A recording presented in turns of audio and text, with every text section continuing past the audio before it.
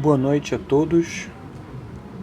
Vamos à continuidade da aula de mecânica quântica, álgebra de Dirac. Eu sou o professor Ednei e para vocês que ainda não são inscritos no canal, não deixe de dar o seu like e compartilhem, comentem, ajudem justamente essa iniciativa. Muito bem. Falando sobre a continuidade da aula de ontem, em que tratávamos de observáveis. Bem, os observáveis são todas as grandezas físicas que são possíveis de serem medidas. Tempo, comprimento, energia, entre outros. Independentemente de quais são essas grandezas, todas podemos resumidamente atribuir a um operador. Bem, dependendo do autor, o operador ele pode ser escrito justamente dessas três formas. Ou ele simplesmente é maiúsculo, ou ele está em negrito, ou ele é uma letra com um chapeuzinho circunflexo. Qualquer que seja a notação escolhida pelo autor, essas são as usuais que identificam aqueles objetos que serão operadores. Pois bem, os operadores possuem algumas propriedades específicas. Aqui a gente tem uma relação que resume bem a última aula. Se nós temos um estado alfa, associado a um observável, que aqui é representado pelo operador A, dizemos matematicamente que esse estado pertence ao operador. Isso significa que implica, no caso, quando o operador atuar no estado, ele deve ser igual a um número que também é associado a esse estado. Nessas circunstâncias, se esse operador obedecer a essa relação, nós chamamos essa relação de equação do estado. Então, se o operador obedece a uma equação de estado, então o estado associado a esse operador é chamado de autoestado. Autoestado do operador A, ou autoestado do observável. Assim como o número que decorre nessa operação é chamado de alto valor de A, ou alto valor do observável. A regra geral da atuação de um operador em um estado pode ser colocada nessa equação aqui. Então, em geral, não necessariamente um estado pertence a um operador em específico. E em geral, significa que quando ele atua em um estado, ele deve dar como resultado um outro estado. Simples. E isso aqui não é uma equação de autoestado. Estes, portanto, não são autoestados deste operador. E essa daqui é a regra mais geral. Pois bem, agora que a gente está familiarizado, há ainda outras propriedades que a gente deve aprender com a álgebra de Dirac. Então, se a gente tem um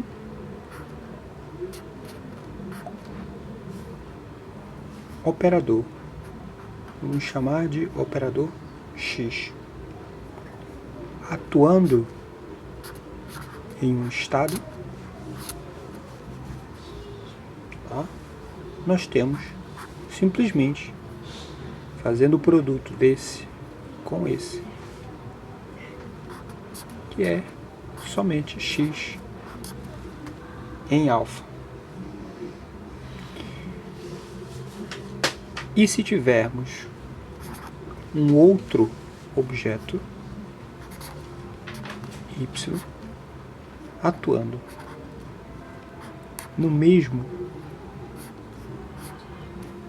estado, podemos colocar ele simplesmente dessa forma. Se este estado x em alfa for igual a y em alfa, então isso implica necessariamente que estes operadores são idênticos.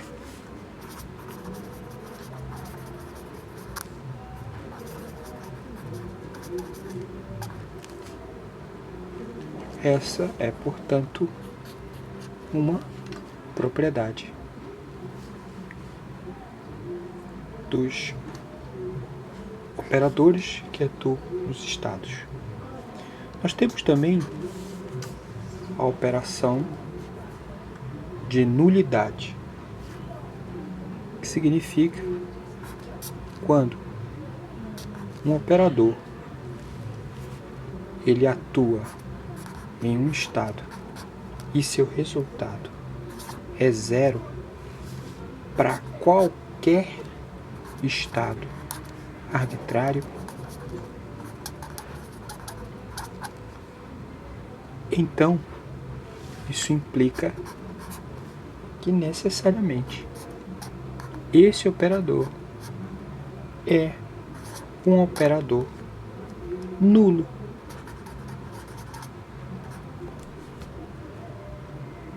Certo?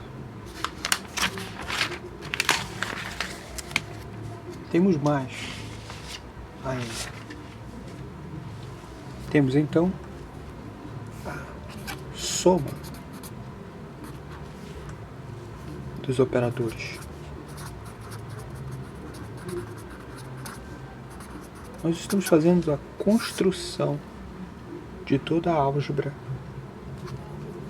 desses objetos.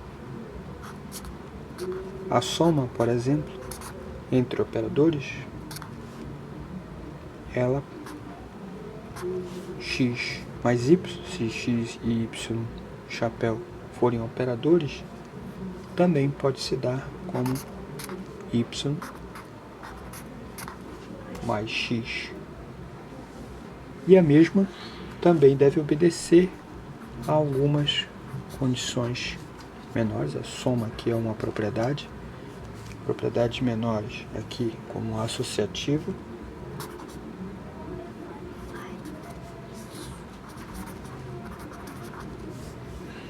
Se tivermos um operador x somado à soma de dois outros, y e z, nós podemos então trocar, fazer a soma de x mais y e por último de z. A distributiva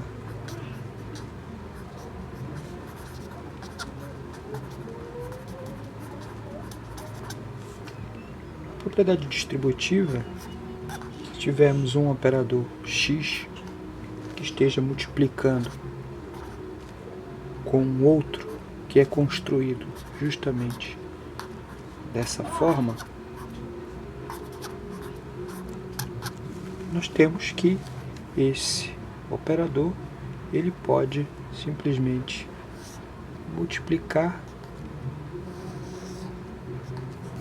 cada um, de modo que a gente passa a ter, quando um operador atua num número, ele pode passar por cima desse número.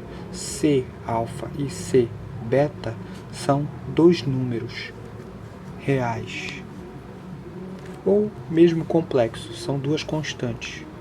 Então nós passamos a escrever C alfa, X alfa, mais C beta, X beta.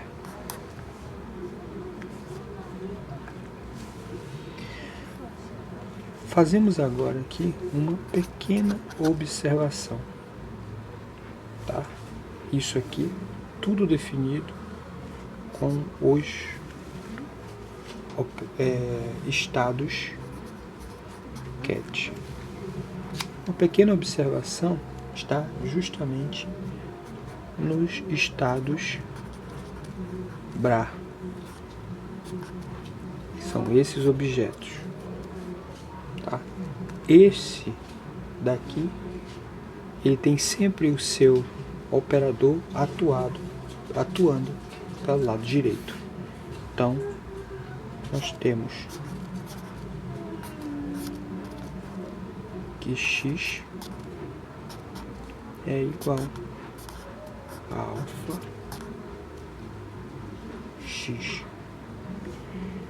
Veja, tá? Quando o operador atua num bra, este é o resultado. Quando o operador atua num ket, este é o resultado. Ele atuando à direita, à esquerda do estado, e aqui atuando à direita. Pois bem, quando a gente tem isso aqui, este é um outro resultado, este é um outro estado. Um estado bra.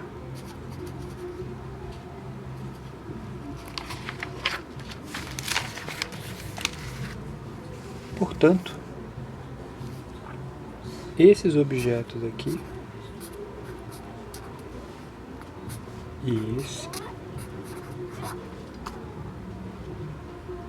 isso aqui dá um bra e esse aqui dá um ket. Eles não são correspondentes duais.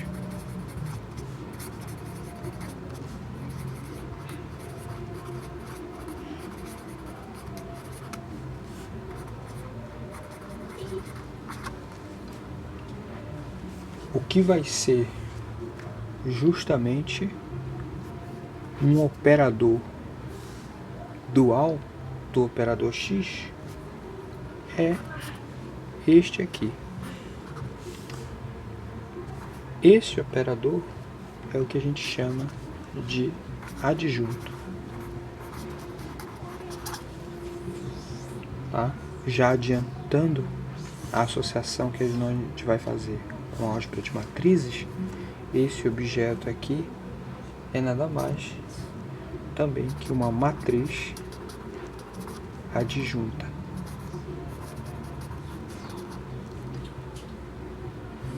Tá? Bem, uma matriz adjunta é aquela que é a transposta conjugada.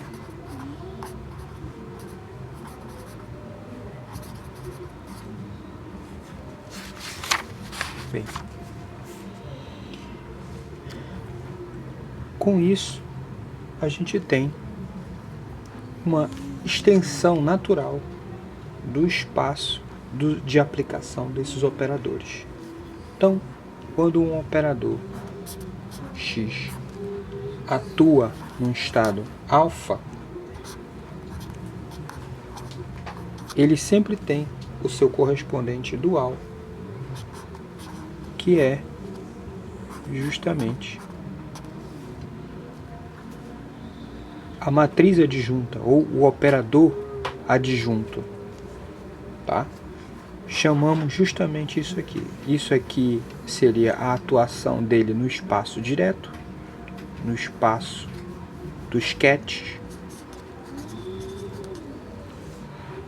E este daqui seria o adjunto atuando no espaço dos braços. Então, todo cat tem o seu braço. Todo operador atuando no estado cat, ele tem a sua correspondência dual atuando nos braços. Se, aí a gente tem uma propriedade importante.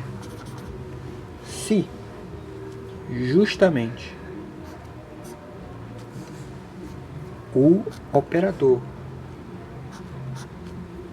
direto for igual ao operador dual, se essa relação aqui se verificar, a gente diz que justamente então x é um operador hermitiano.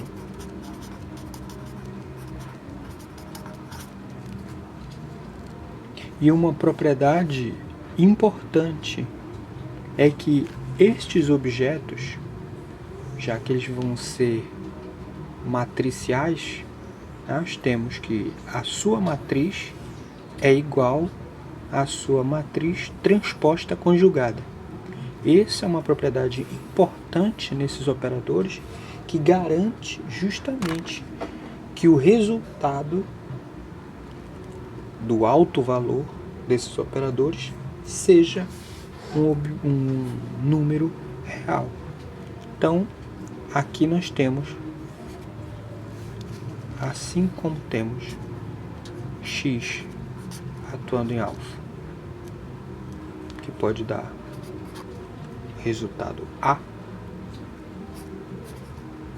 de alfa, nós temos a correspondência dual, que vai ser dessa forma tratada, dando como resultado. E aqui, no caso, isso é um número apenas, estrela alfa. Se esse operador é igual a esse, então A é igual a estrela, ou seja, o seu alto valor, isso aqui é o alto valor desse operador, A é alto valor do operador X, assim como A estrela, que é o conjugado, é o alto operador, é o alto valor do operador hermitiano X da H. Se esses dois são iguais, então os seus autovalores também devem ser iguais. E esta aqui é uma relação que diz: este é um número que é igual ao seu complexo conjugado. Muito bem. Uma rápida observação. Se nós temos um número complexo do tipo A mais B, onde A e B são constantes e pertencem ao número reais, Z é o meu número complexo. Z estrela, que é o seu conjugado, é então, portanto, A menos BI.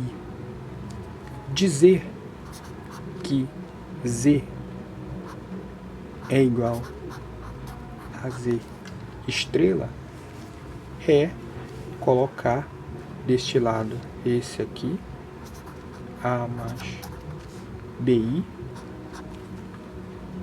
e aqui igual a A menos BI. Necessariamente a gente compara. Esse aqui, o A, é a parte real de Z, né? A gente escreve assim: real de Z mais imaginário de Z vezes I. Real dizer, né, estrela, menos imaginário, dizer estrela. Uma igualdade como essa só é possível se cada um desses termos forem iguais. Esse necessariamente é igual a esse. Real, dizer, é igual a real, dizer estrela.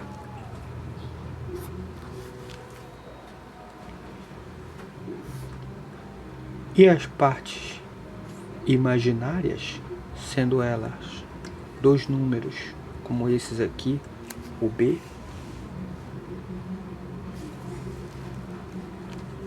se forem iguais, então nós vamos ter B, vou colocar aqui, é até melhor, menos BI, ou imaginário de ZI igual a menos imaginário de Z estrela. E esses dois números são idênticos. Isso aqui vai me dar como resultado, passando um negativo para o outro lado, 2BI igual a 0. Necessariamente, isso aqui também vai acontecer para o termo daqui de baixo, necessariamente a parte imaginária de Z deve ser nula. Portanto, dizer que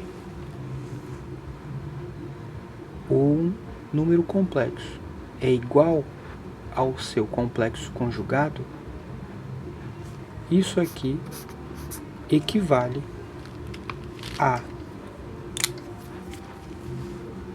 um número imaginário de Z é igual ao, o número imaginário de Z é igual a 0 e a parte real de Z é igual à parte real de Z estrela. E este aqui é o A. Então, se Z é igual ao seu complexo conjugado, necessariamente só temos a parte real desse número complexo. Ele igual ao seu complexo conjugado quer dizer que ele só tem a parte real. Então, este é um requerimento muito útil para afirmar que se o operador é igual ao seu complexo conjugado, os seus autovalores, eles são também iguais. Esse é igual a esse. E implica que A necessariamente pertence aos números reais. O autovalor é necessariamente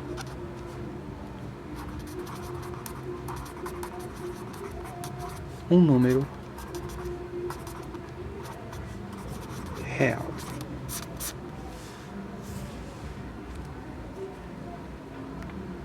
Então essa é uma propriedade importantíssima que garante que esses objetos, esses simples operadores, ganham o status de observáveis.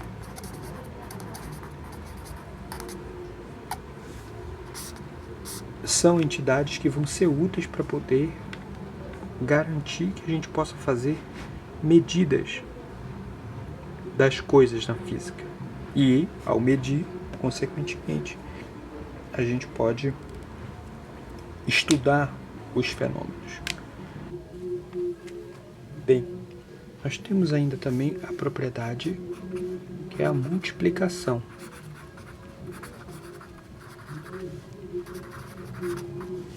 Dos operadores. Dado dois operadores, x e y, em regra geral, x e y, multiplicação entre eles é diferente de y e x. Essa daqui é uma propriedade não comutativa.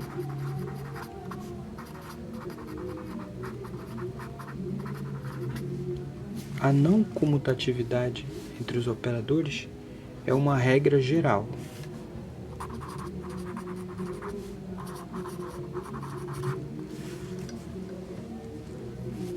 A situação da comutatividade é uma situação muito particular. Então, são operadores muito especiais que obedecem a essa relação de comutatividade. E, obviamente, quando a gente tem uma situação muito particular como essa, existe uma implicação, uma consequência. Bem, a essa consequência vamos deixar um pouco mais de lado, e isso vai ser um pouco mais lá na frente. Mas, a princípio, o produto entre dois operadores, ela é sempre, regra geral, não comutativa.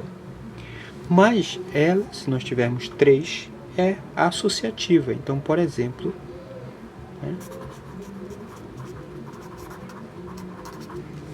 se nós tivermos três operadores, x, depois multiplicando com o produto de dois outros, y, z, então eu posso fazer primeiro a multiplicação de x, y e isso aqui só ser simplesmente x, y, z. Você pode escolher ou fazer o produto de x com um resultado de x, y, ou pode fazer primeiro x, y e depois com o operador z. Bem, há uma outra situação, que a gente pode dizer que se x multiplica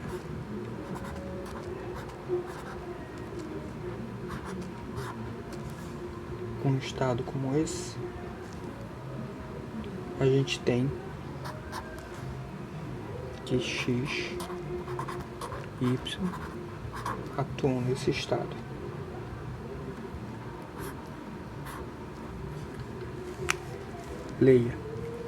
Leia-se. Nós podemos pegar o operador x e multiplicar pelo resultado que é ket da operação y-alfa. Ou simplesmente o que está parênteses, vem para cá e fazemos primeiro o produto dos dois para depois tomarmos a atuação desse resultado no estado alfa. É importante repetir isso, porque escrevendo assim parece óbvio, parece algo que é lógico. Mas perceba, aqui está a multiplicação do operador por um outro resultado. Um resultado que advém da operação do operador y no estado alfa. Então, é o operador x pelo resultado da operação y em alfa. Ou podemos trocar e agora, primeiramente, fazer o produto entre os dois operadores e só depois, quando tivermos esse resultado, atuarmos ele no estado alfa. Isso é a associação, tá? Associativa. De qualquer forma, isso aqui equivale a xy atuando em alfa. Assim como nós temos os quets, nós também temos os bras, que é da mesma forma, né? Por exemplo, nós podemos ter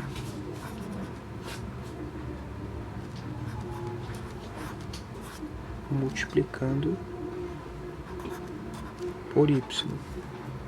Nós temos primeiro esse parênteses, ou seja, o resultado do operador x em beta e ele multiplicando o operador y, ou podemos primeiramente ter o produto de x, y para depois ele atuar em beta. De qualquer forma, ele é beta xy.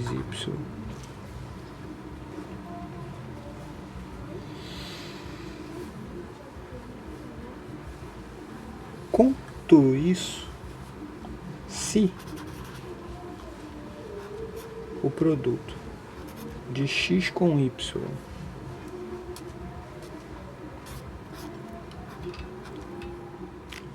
se a gente tem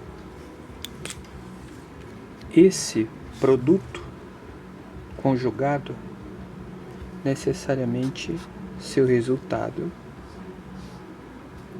é troca a ordem do operador y e depois o operador x conjugado. Isso aqui implica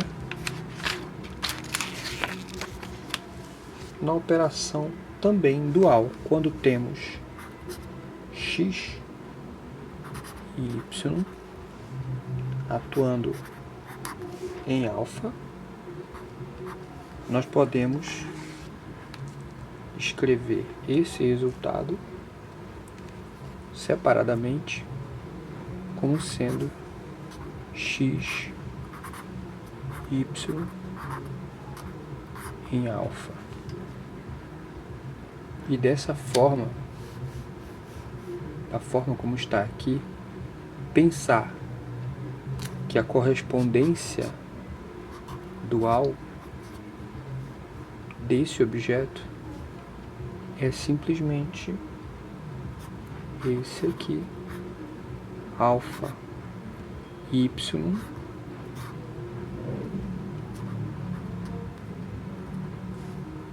que multiplica esse aqui. Esse símbolo de cruzinha a gente chama de adaga.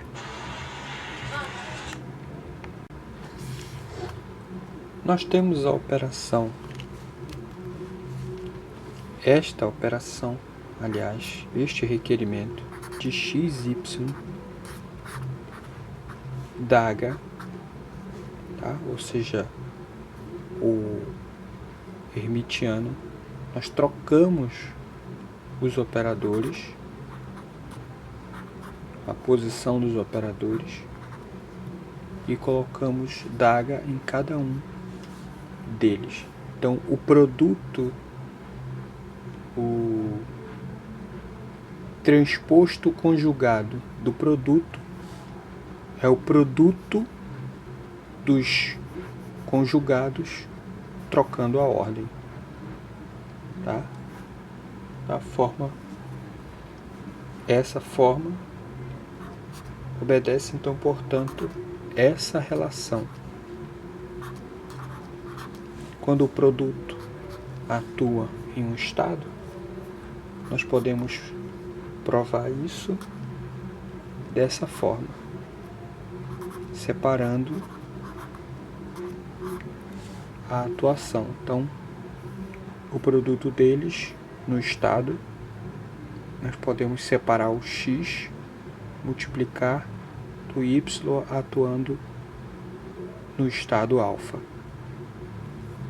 Dessa forma, sob essa forma, nós podemos escrever a sua correspondência dual. que é simplesmente invertendo cada um desses e fazendo o complexo conjugado. Então nós temos aqui o alfa, o y da H multiplicado pelo x da H. Isso aqui corresponde necessariamente a alfa y da H x da H. Então, essa propriedade decorre dessa situação.